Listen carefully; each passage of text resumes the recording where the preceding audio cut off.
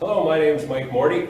I'm Andres Malloy. And I'm Jesse Truesdale, and we'd like to thank Dr. Mohammed for the opportunity to work with him during the 2016-2017 Applied Research Project.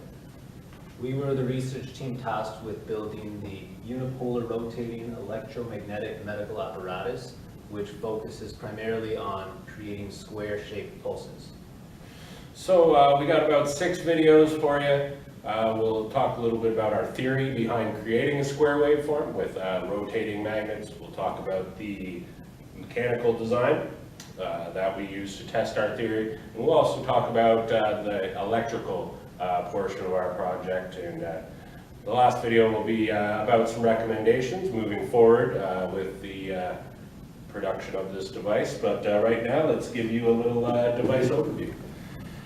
So this is the device that we came up with for our project to test creating a 30 hertz square waveform with rotating magnets. You can see inside there we have 4 shafts, 1 drive shaft, and the other 3 shafts have been geared appropriately for the proper speeds. The magnets over here have been set to the proper distances to add up odd harmonics, so 1/3 amplitude and 1/5 amplitude from the base frequency magnet. Over on this side, what we used was a brushless DC motor to drive our magnets to rotate them. This guy goes up to about 1400 RPMs, which is good because one of the magnets needs to be 9000. When the device is running, it's at about 6000 RPM here.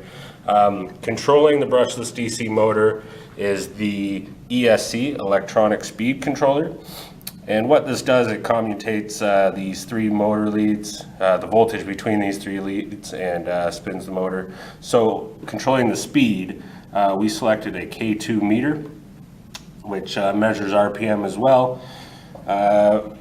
Because we didn't know how much current was going to be drawn, we selected a battery for our testing, as we knew it would deliver any current that we came across. And to charge the batteries, we went with an IMAX B6 AC charger.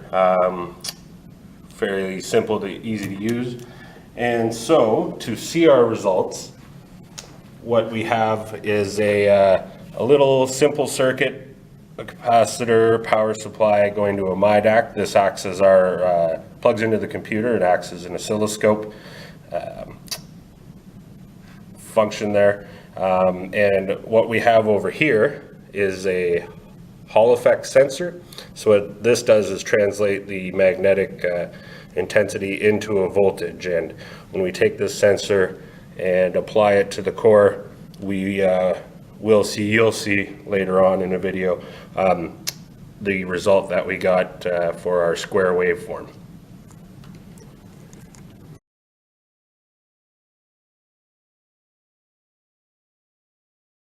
Go ahead. The primary goal of our design is to create a square-shaped pulse. To do this, we used Fourier series to add odd harmonics of a base signal to create the square shape. As you see, the amplitude of the 3rd harmonic signal is 1/3 the amplitude and 3 times the frequency.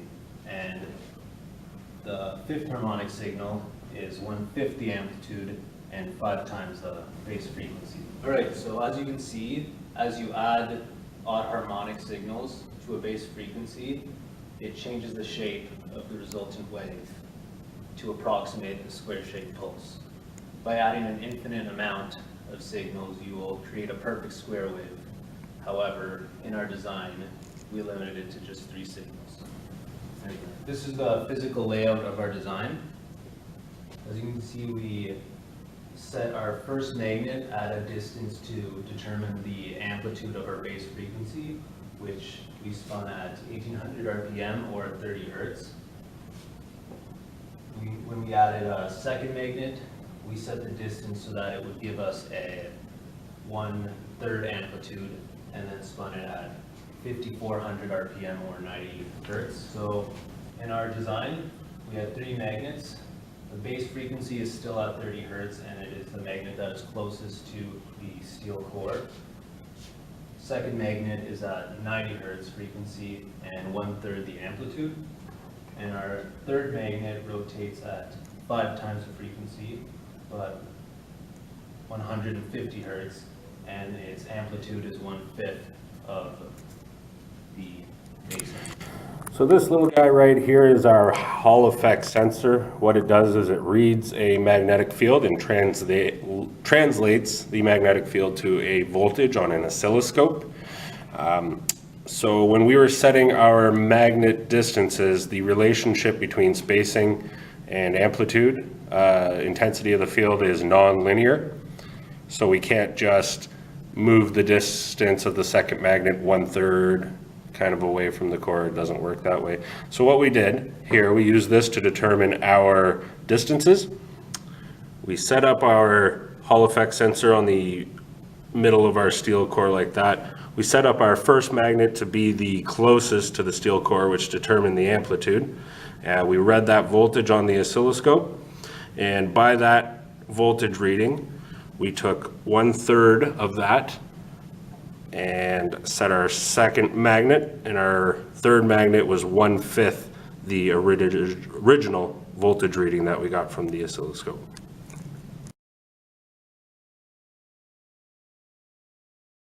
So this is the device that we built. As you can see, the majority of the enclosure is made out of MDF. Originally, we planned on making the entire box out of polycarbonate like the front and the back is, but unfortunately due to time constraints, we decided to go with the MDF because it is a little easier to work with. Okay, so now I'll talk about a bit about the pulleys and belts inside. So we went with a synchronous belt and pulley type. This is important because the magnets need to be in phase during their rotation. If we had used a V-belt or a flat belt type, the pulleys, as they rotate, the magnets would become out of phase, and that's obviously undesirable. So again, that's why we went with the synchronous type with the teeth. Also, that makes it easier for calculating relative speeds because the pulleys have teeth, then you can use gear ratios to calculate the relative speeds of the shafts. Over here you can see this is where we've mounted our motor. The motor is connected to a drive shaft that is an intermediary shaft between the other three shafts that rotate the magnets.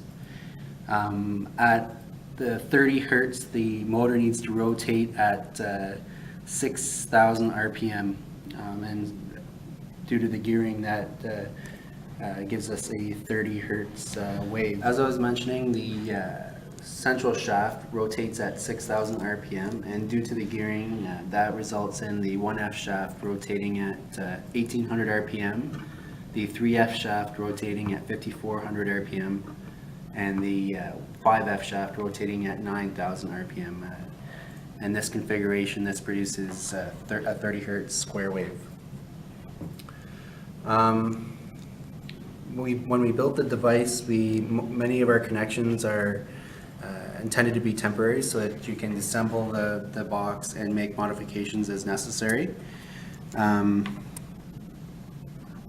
Basically, the shafts are only glued to the bearings on one side, so if need be, I believe it is, I believe they are glued on this bearing, but the inner bearing, if you wanted, you could pull the glue apart. Again, we use just hot glue and glued the bearings into the housing.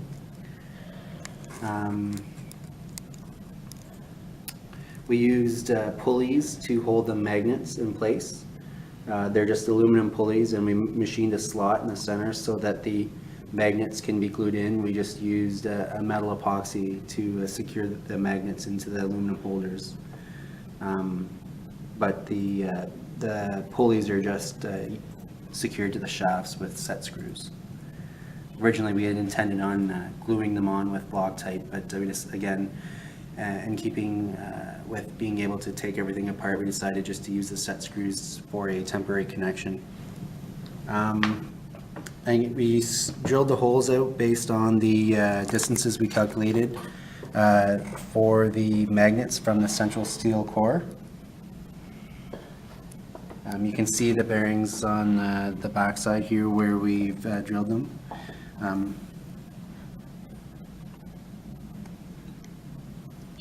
If we rotate the device around, you can see the central steel core. And again, all of our distances were taken off the face of the steel core.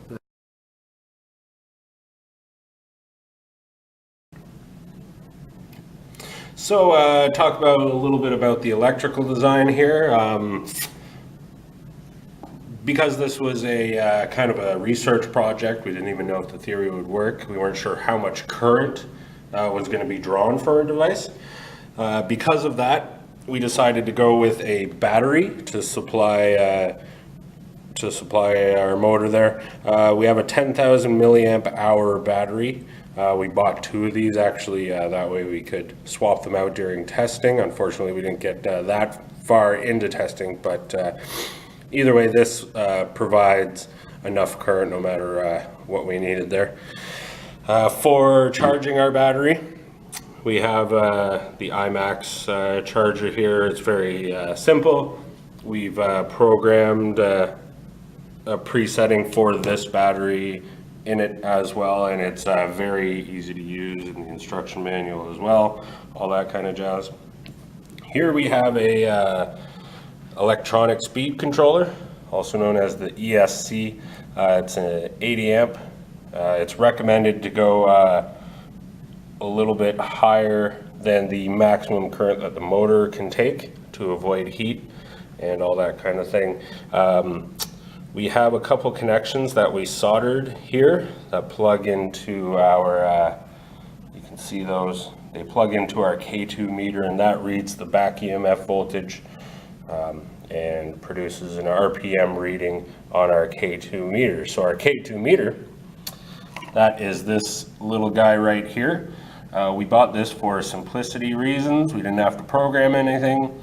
It has a potentiometer to control the speed.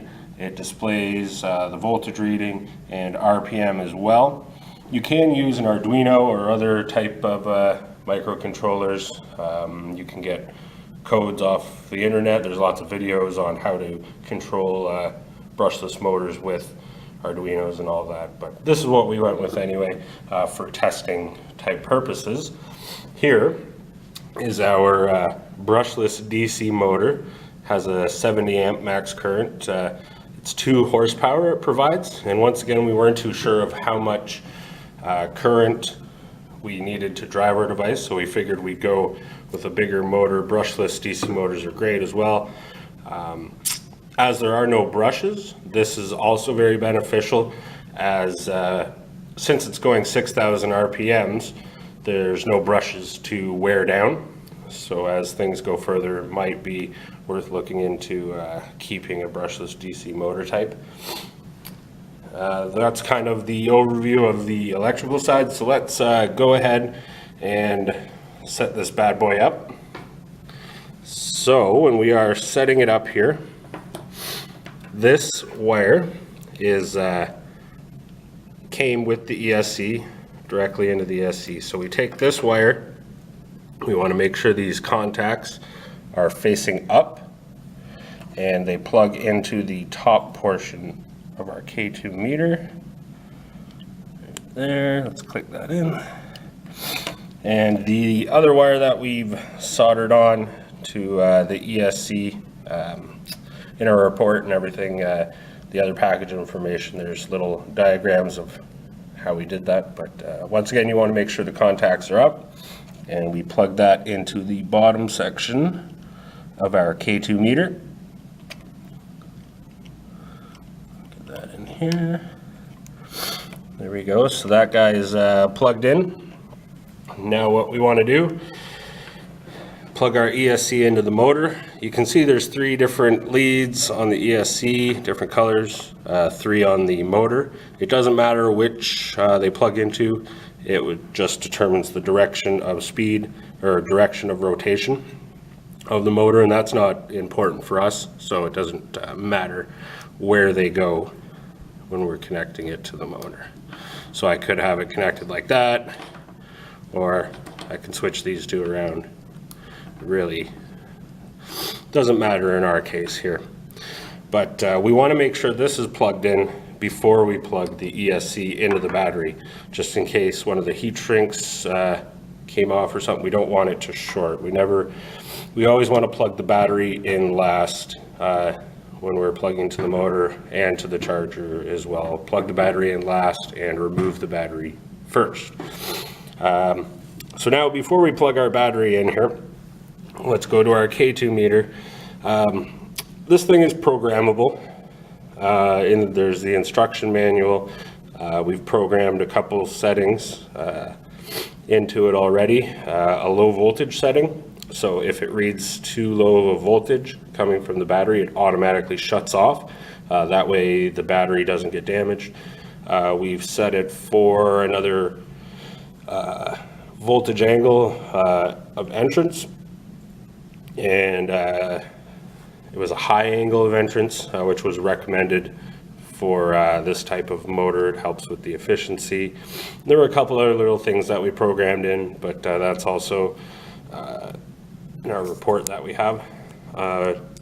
To program this, say you did, you would want the potentiometer all the way clockwise. So you'd have it all the way clockwise, and then you'd plug your battery into your ESC. But we're not going to get into that right now. We're going to show how this guy starts up. So whenever you want to run the device, you need this fully counterclockwise. That's where the position it needs to be when it starts up. So it's, just check that again.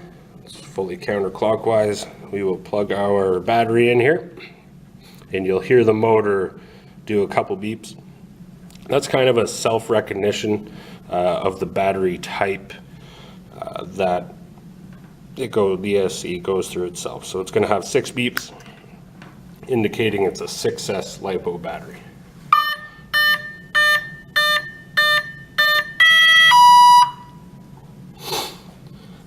So now our device is ready to go here.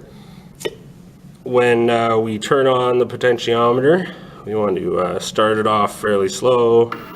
You don't want to just crank it up all at once.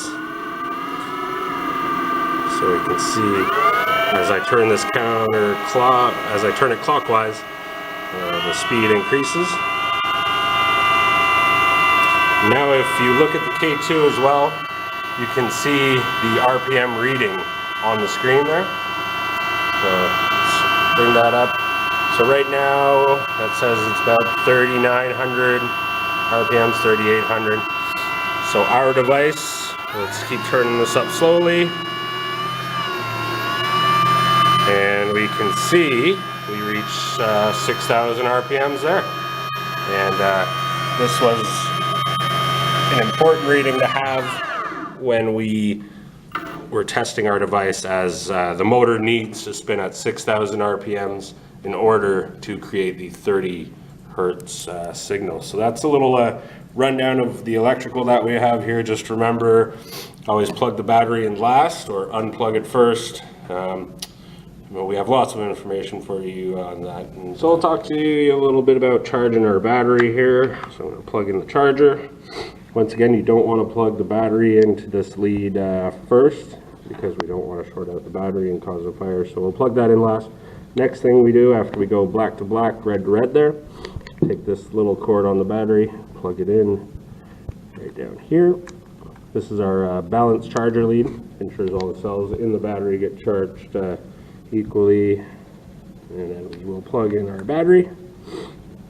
Now I know you can't see it on the screen, but like I mentioned before, it is this battery is programmed into the charger. Memory for it, so I'm just going to scroll over until I see a setting that says battery memory, BAT memory, and then I'll press start, and it's saved under battery memory 1. So I select that option, press start again. We go back into here, and so now all you have to do is press and hold our start button. Sorry, I gotta go back here. There we go. So we press and hold our start button. You hear the beeps. And it says confirm, press enter again, and now our battery is charging. And since it's all pre-set up, it's pretty good to go. And it'll take about 3 to 4 hours to fully charge the battery. When you say you want to stop it, you just press stop, and you're good to go there.